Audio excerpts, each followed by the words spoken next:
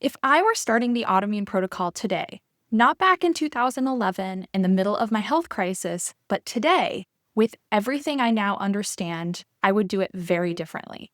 Not because AIP doesn't work or because I regret my experience, but because over the last decade, my understanding of healing has matured.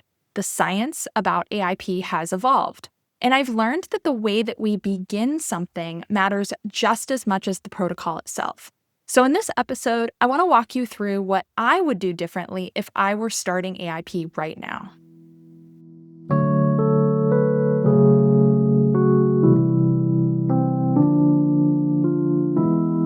Welcome back to the Autoimmune Wellness Podcast. I'm your host, Mickey Truscott, and this is where we explore what it actually looks like to live well with autoimmune disease through lived experience, science, and practical tools that support long-term health.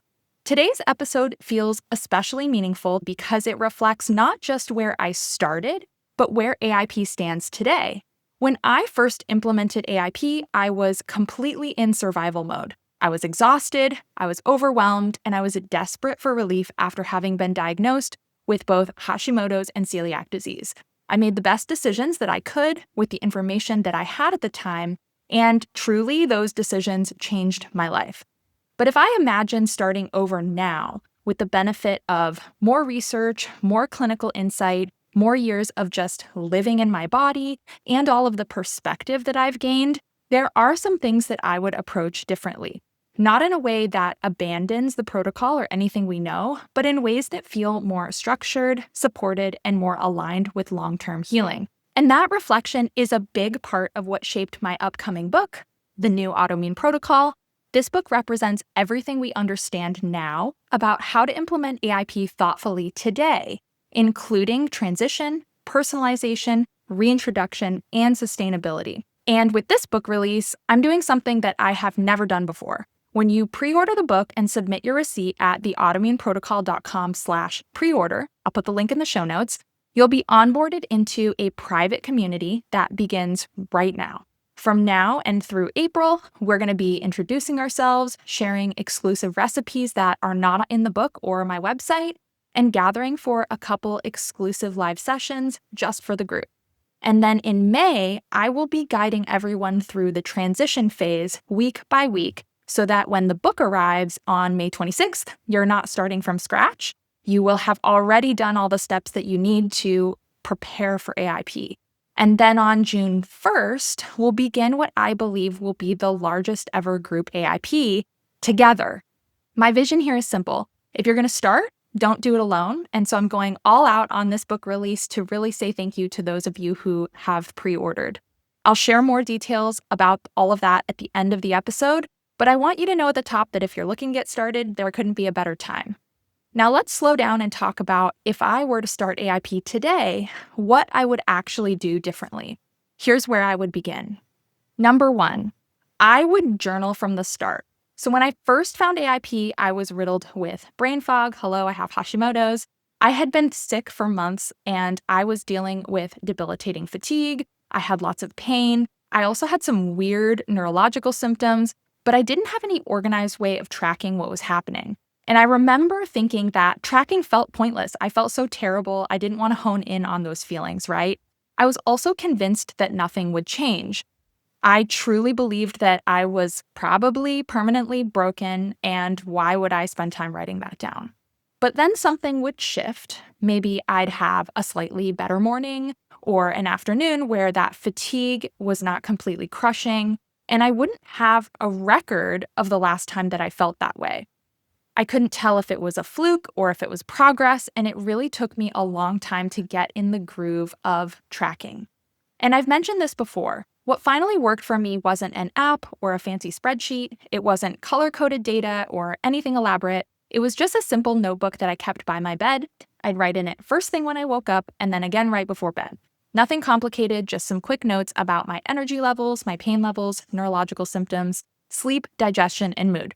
And that small habit became one of the most powerful tools in my healing because the truth is that healing was impossibly slow for me. So slow that without tracking, it was almost invisible.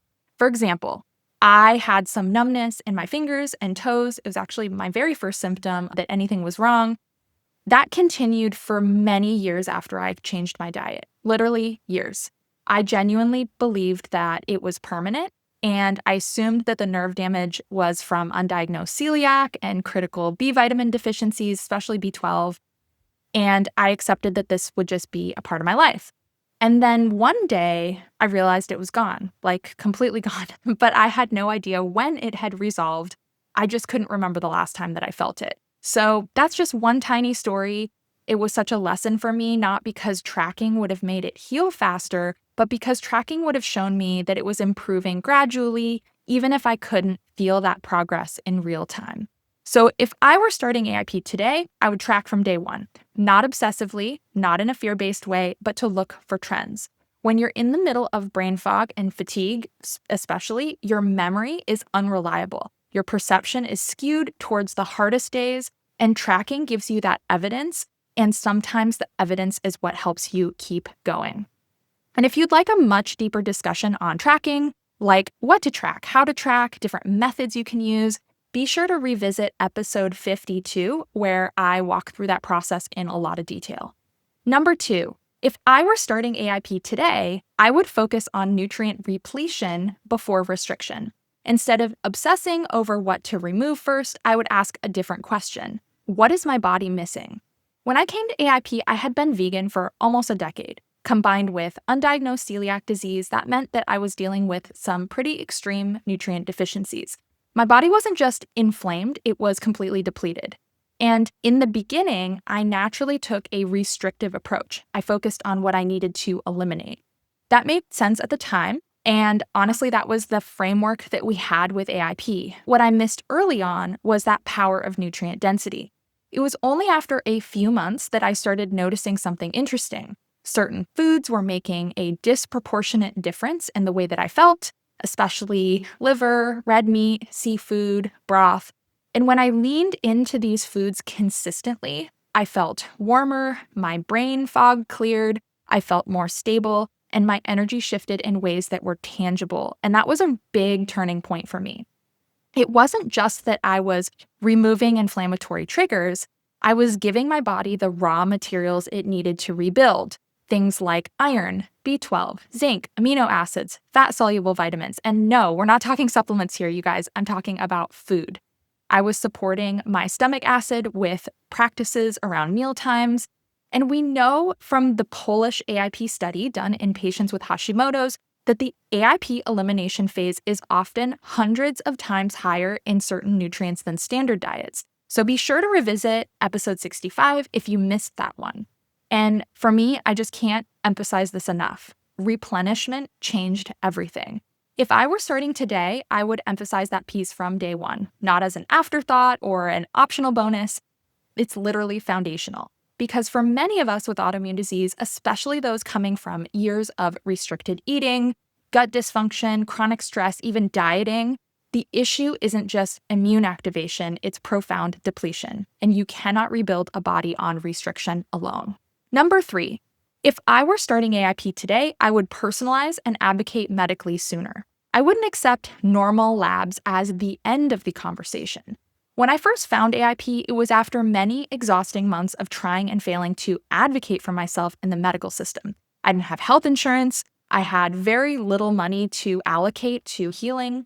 Every appointment felt like this huge investment of time and resources. And more often than not, I left feeling dismissed and deflated. So when I found AIP and it started improving my health, I felt relief. And honestly, I felt done. I was so fed up with fighting to be heard that I paused my search for better medical support. I stopped pushing for that proper thyroid treatment, and I told myself that maybe diet would be enough. And to be clear, AIP helped me tremendously. It was the first thing that gave me a sense of agency and noticeable improvement. I would not be here telling you about it if it hadn't helped. But it was not the full picture for me. I went almost a whole year before I finally found a provider who was willing to treat my thyroid with the appropriate dose of thyroid hormone replacement.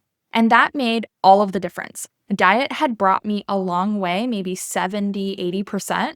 It had reduced my inflammation, stabilized my digestion, improved those neurological symptoms. But medication was the piece that helped restore my energy levels completely. It lifted that brain fog in a way that food and diet approach just couldn't. And it allowed my recovery to fully come together and consolidate. So looking back, I wish that I hadn't paused that search. I wish I had continued integrating the medical side of my needs while working on my diet and lifestyle instead of seeing them as either or. So if I were starting today, I would pursue both at the same time. I would use diet as a powerful tool, but I wouldn't let that early improvement convince me that I no longer needed medical partnership. Autoimmune disease is complex. Sometimes we need both nourishment and medication. Number 4, if I were starting AIP, I would allow myself to acknowledge the identity shift that comes with getting sick. When my health collapsed, I didn't just lose energy, I lost the version of myself that I was so used to being. I had always been active, I was a rock climber, I cycled, I ran, I felt independent and capable, and then suddenly I couldn't do any of those things. I couldn't even load the dishwasher or take a shower half of the time. I certainly couldn't exercise the way that I used to. I lost my job, and I just could not rely on my body. I had to change how I ate in ways that felt completely at odds with who I had been and my social group. And that is so much change all at once. And at the time, I didn't really slow down to process that. I moved straight to problem-solving mode. I focused on what foods to eliminate, what foods to add, what to research next. There's something very stabilizing about having a plan when everything feels like it's uncertain and falling apart. But underneath that productivity, there was definitely grief. I missed feeling strong. I missed not having to think about food all the time. I missed being spontaneous and the simplicity of not having to explain myself. And I definitely tried to minimize that. I told myself it was temporary. I told myself that I just needed to fix it. So if I were starting today, I would be more honest about that part. Getting sick shifts your identity, changing your diet, your routines, your social life, your movement. It's not small, and it's okay to feel that. Over time, I did build a new version of normal. I found movement that worked for my body. I created a way of eating that felt nourishing instead of restrictive. And I built a career and community out of something that started as survival. But that new identity didn't just pop up overnight. If I were starting AIP today, I would give myself so much more compassion for that transition. I would understand that healing isn't just about reducing symptoms, it's about integrating change, and that takes time.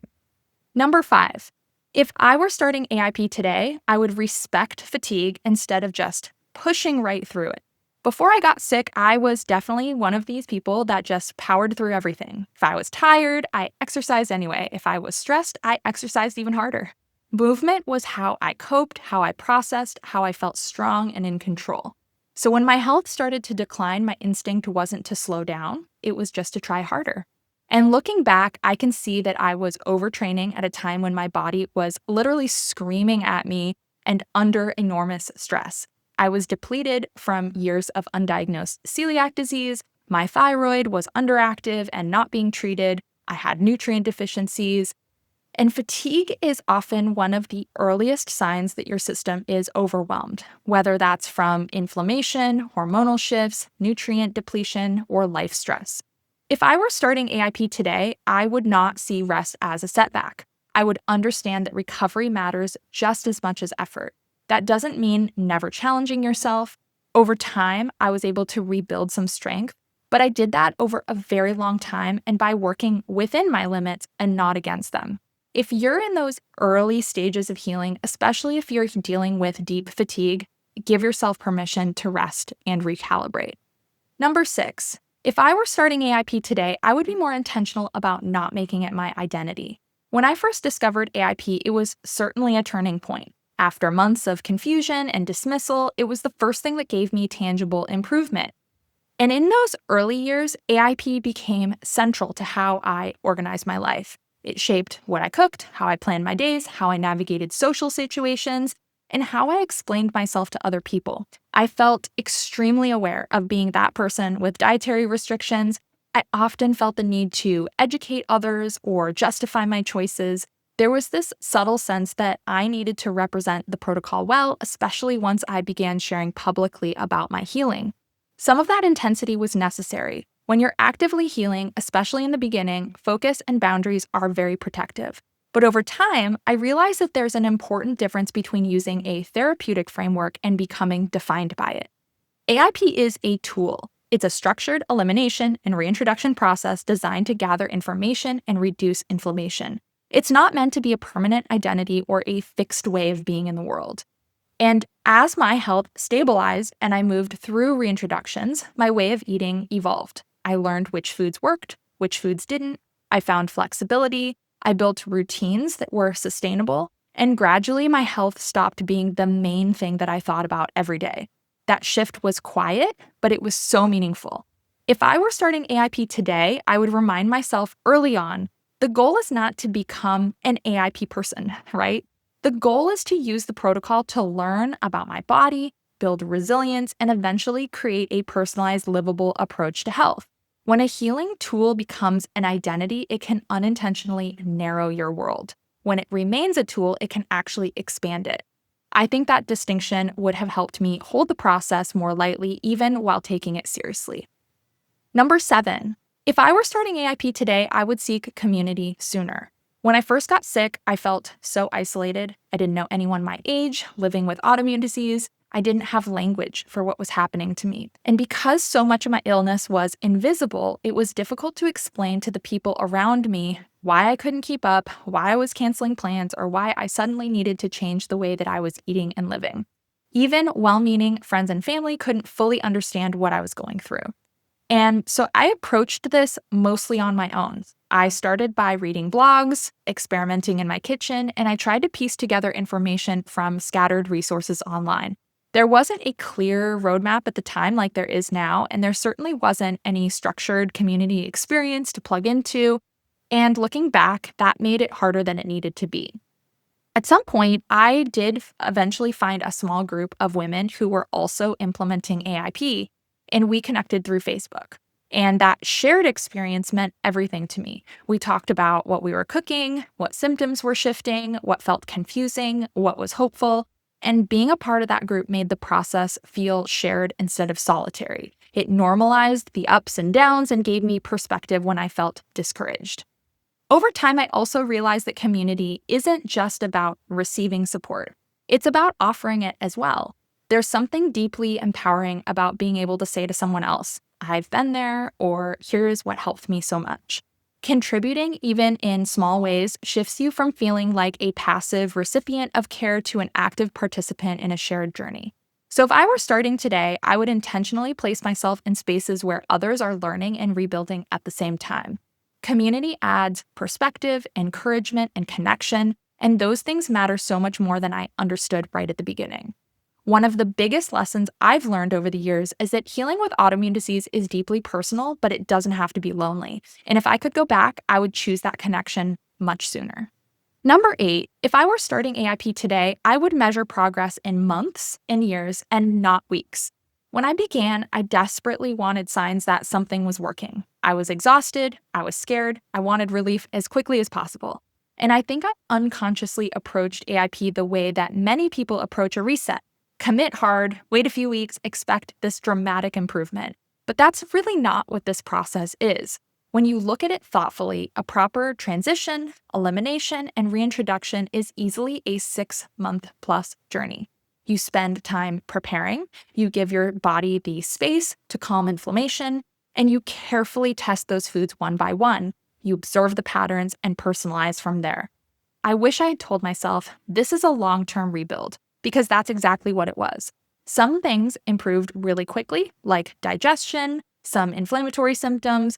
Others took much longer, like I told you about the numbness in my fingertips that lasted for 3 years.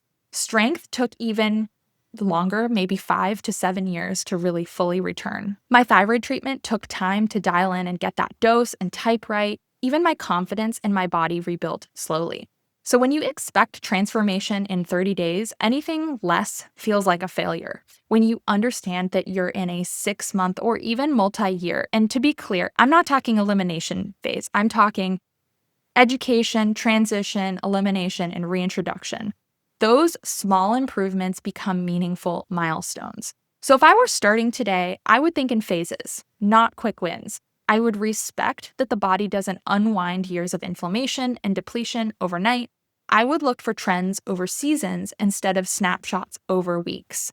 That shift in timeline changes everything. It makes the process steadier, more realistic, and easier to stay the course. When I look back at everything that I've just shared, journaling from day one, focusing on nutrient repletion, continuing to advocate medically, respecting fatigue, allowing space for identity shifts, seeking community, and measuring progress in months instead of weeks, what stands out to me most is how much my perspective has evolved. When I started AIP, I was trying to get my life back. Again, I just wanted the symptoms gone. I wanted to feel like myself again. And I approached healing with so much urgency, honestly, with a sense that if I just worked hard enough and followed the rules closely enough, I would fix it and move on. And what I understand now is healing with autoimmune disease is about building something sustainable. It's about learning your body deeply enough so that you can respond to changes over time. Things can and will change. It's about creating systems and habits that support you not just when you're in crisis, but in stability, in transition, and the inevitable shifts that come with different life stages. More than 15 years into this journey, I am still learning. I am still refining how I eat, move, manage stress, how I work with my medical providers. There have been long stretches where my health has been steady and predictable, and there have been moments that required recalibration. And if you listen to my healing update in episode 56, you know this has been true. I no longer see that as a failure or a setback. It's just a part of life with autoimmune disease. So I don't think of my autoimmune journey as something that needs to be conquered or overcome anymore. I think of it as this ongoing relationship, one that requires attention, flexibility, and patience. So if I were starting AIP today, that's the mindset I would bring with me from the beginning. A long view, a structured plan, and a willingness to move through the process thoughtfully. And that perspective is a really big part of why I have structured my book launch the way that I have. So now I want to shift gears and talk about the pre-order campaign for the new Autoimmune Protocol and how this can be a coordinated beginning if you're ready for it. First, I just want to say thank you to those of you who have already pre-ordered the book. Early support really matters more than most people realize. It signals to my publisher that the work is needed. It helps determine visibility and reach. And on a personal level, it means so much to me to feel the community behind this next chapter of AIP. Starting today, if you have already pre-ordered or if you decide to pre-order a copy of the new Autoimmune Protocol and submit your receipt at the autoimmuneprotocol.com/preorder, linked in the show notes, you will be invited to a private community hosted on Kajabi. This is a dedicated space where you're going to log in, access everything in one place, resources, videos, replays, and materials. It's designed to feel intentional and focused. From now through April, we'll begin by settling into the space. You will be able to introduce yourself, meet others who are also learning and working to improve their health. I will be sharing exclusive resources and recipes that are not in the book or the website, and we'll gather for 2 live Q&A sessions where you will have dedicated time to ask me questions. Those sessions will be hosted inside the community, so everything stays organized and accessible. In May, we are going to move on to doing the transition phase together. So week by week, I'm going to post a video and provide materials so that you can work through the exercises in a structured way, exactly how they are laid out in the new Autoimmune Protocol. And instead of jumping straight to elimination, we're going to build a foundation thoughtfully and deliberately. At the end of May, everybody's going to have their book in hand, whether you have pre-ordered a print copy from any retailer or a digital copy if you're worldwide. You will have your book. And then on June 1st, we're going to begin what I hope will be the largest coordinated AIP group effort ever done. There will be support for both core and modified AIP, so you can choose the path that fits you best. Again, this is open worldwide if you pre-order a Kindle version of the book. When I told my publisher I wanted to do this, they thought that I was extremely ambitious, and they're probably right. It's a big undertaking. I don't get anything extra for doing this. But after more than a decade in this community, I really wanted to give back in a meaningful way. And I want this book to be implemented, and I want AIP to get a boost of visibility and momentum so that it can reach more people who need it. So if you have already pre-ordered the book, head over to submit your receipt, the autoimmuneprotocol.com/preorder. so that you can get onboarded and not miss any of the early content or live sessions. And if you haven't pre-ordered yet, you can still do that and join us. You can pre-order from any retailer, submit your receipt, and you'll be welcomed into the community. So if you're ready to begin or begin again, this is a really special moment to do it. In closing, thank you so much for spending this time with me today. Reflecting on what I would do differently if I were starting AIP now has been surprisingly meaningful. It reminds me how much growth is possible, not just in our bodies, but in our mindset, our expectations, and the way that we approach healing. If you are at the very beginning of your journey, I hope this gives you a steadier starting point than I had. And if you've been doing this for years, maybe it gives you permission to evolve your approach, to soften where you've been rigid, or to take that longer view of healing. Again, this is not about doing everything perfectly. It's about building something sustainable that truly works for you. And wherever you're at right now, whether you are in the preparation, transition phase, restarting, refining, you are allowed to do this thoughtfully. So if you'd like to join us for the next chapter, come be a part of the community we're building. I'm really looking forward to doing this together. And as always, thank you for being here, for listening, and continuing to care for your health in a way that is intentional and informed. I will see you next time.